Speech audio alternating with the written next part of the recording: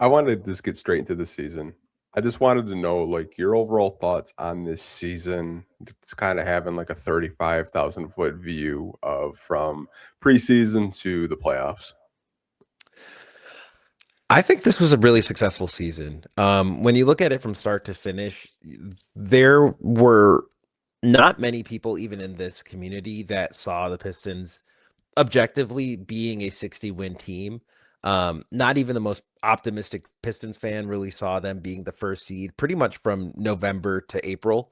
And I think that in of itself is a huge win, especially considering the holes they had on the offensive end when it comes to shooting and just overall scoring as well. I think developmentally, it's also a huge win.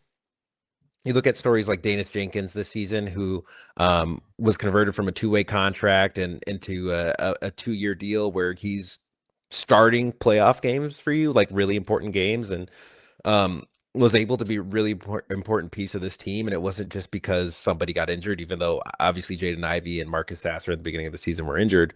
Um, he was able to maintain that position throughout the year, and I think that's a huge win for the Pistons, like having him and then also Tolu Smith get converted from a two-way to a standard deal. I think that's the first time, maybe outside of that losing streak season, I lost track of what happened there. Um, that they had such success converting contracts with two ways to full standard deals, and I think that's like something that can't get overlooked. Just looking at like the G League and ultimately winning on the margins, and that's how you sustain, your window of being a contender is by continuing to win on the margins. And I think those were two great moves for the Pistons, is just sticking with Tolu, sticking with Danis, and really seeing through on their development. I think that was huge. And then just looking also throughout the roster, I think Cade had a great season, and it feels weird to say because like obviously he's gonna make first team all NBA. That's pretty much a lock. He finished top 5 in MVP. But I still felt like this was a season where I walked away, looking at Cade, and I'm like, man, he could have a much better season next year, right? Like I thought his points per game kind of dipped throughout that like February to April range. Obviously there was the collapse lung towards the end of the season, but even before then, his points per game dipped a little bit and he got a little more passive. I think if you see a Cade next season, I think I'm expecting a lot better of a season. But even then, you had a great season from him and also a lot of defensive development. Speaking of which, Asar Thompson, who solidified himself as, in my opinion, the best perimeter defender in the NBA. I think that's pretty much widely renowned at this point with the playoffs he had. I thought he was incredible. I think also just looking at Asar, it's also a huge win to have him pretty much healthy throughout the entire season. I think, there was little bumps and bruises throughout, but he was fairly healthy throughout the season. And after fighting through that blood clot a couple of years ago, it's a big win. And to see him really like, I would say at times being like the second most important player on this team. I think that's a huge win for the Pistons, and looking at like the future of this team and the core of this team. I think Asar becoming kind of a defensive engine was such a win as well. And then obviously Jalen Duren. Obviously people are going to look at the postseason and how that was a roller coaster for Jalen Duren, but if you look at the regular season, I mean, this is someone who finished top 3 in most improved, made his first All-Star team. He did get a Defensive Player of the Year vote. That counts for something.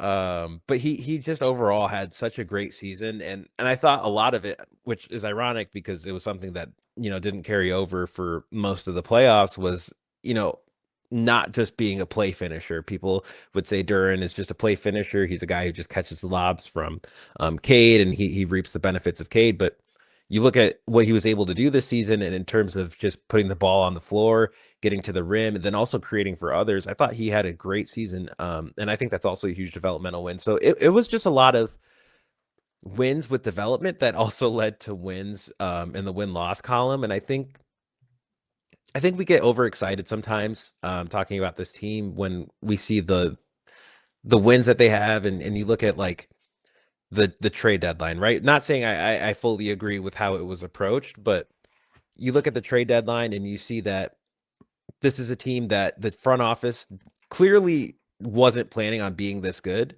Um, Ultimately, just going into the deadline, getting a on the margins kind of deal when a lot of people wanted them to get a star. It tells you that they didn't think that they were there, and even though they thought they weren't there, they still finished this well. So I think overall, it's a huge win of the season. Yeah, if I remember correctly, the line was like 44 and a half. Yeah. And they a lot because a lot of people had like Orlando, New York, Cleveland as like the top teams.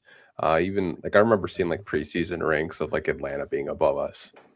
But like overall, I was honestly like really impressed with just like the progression of them being able to hold that number one seed for as long as they did.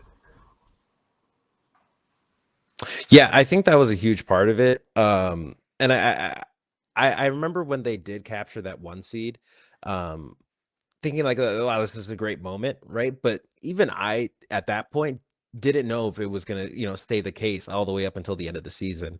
There were points in the season where I was like, okay, maybe they'll finish round 2 or 3 in the East, which is still a huge win.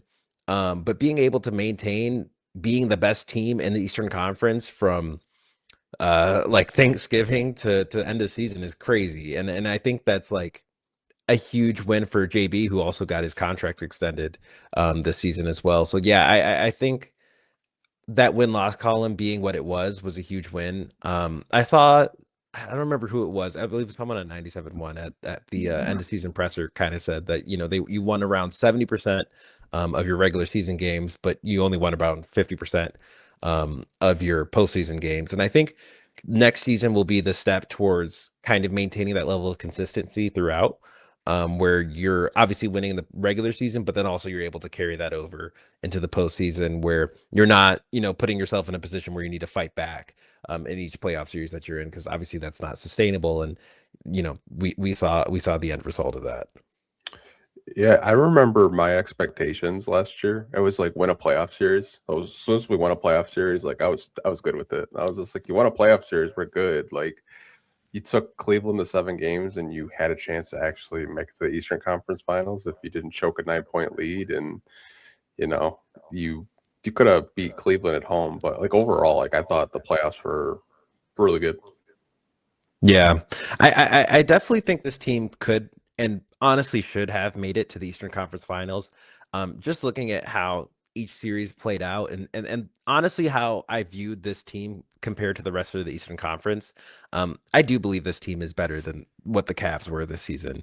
And obviously the Cavs won, and that's ultimately all that matters at the end of the day. But I do believe the Pistons should have won that series, and ultimately it's their mistakes that cost them the series, and it's the reason they're not still playing basketball right now. That being said, they're still a young team, and they're still figuring out a lot of things. I mean, literally 2 years ago today, we were talking about who the Pistons would be drafting at 5. So it's still quite the win.